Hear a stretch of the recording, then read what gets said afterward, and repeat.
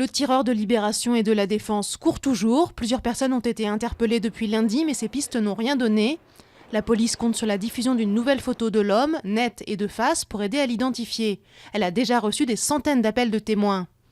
Selon le directeur de la publication de Libération, le jeune photographe blessé au thorax par le tireur va un peu mieux, mais se trouve toujours dans un état critique.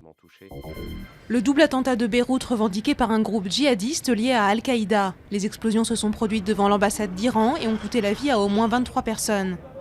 Il s'agit de la première attaque visant Téhéran depuis le début du conflit en Syrie. L'Iran a encouragé le Hezbollah libanais à participer au combat aux côtés des troupes du président Bachar el-Assad. La Sardaigne, frappée par des inondations exceptionnelles, au moins 18 personnes ont trouvé la mort, dont 4 enfants. Le travail des sauveteurs est compliqué par des glissements de terrain et des effondrements de ponts dans les zones montagneuses. Certaines parties de l'île ont reçu en quelques heures près de la moitié des précipitations qui tombent normalement en une année. Marisol Touraine tente de calmer la colère des sages-femmes. La ministre de la Santé a lancé des groupes de travail sur leur statut et leur formation. En grève depuis la mi-octobre, les sages-femmes réclament notamment l'attribution d'un statut médical pour celles qui travaillent à l'hôpital.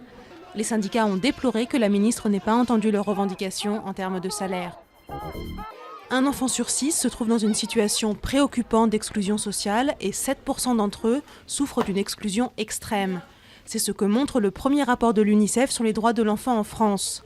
5% des enfants interrogés affirment ne pas manger 3 repas par jour. Une étude qui prouve que les politiques publiques ne parviennent pas à enrayer la spirale de la reproduction sociale.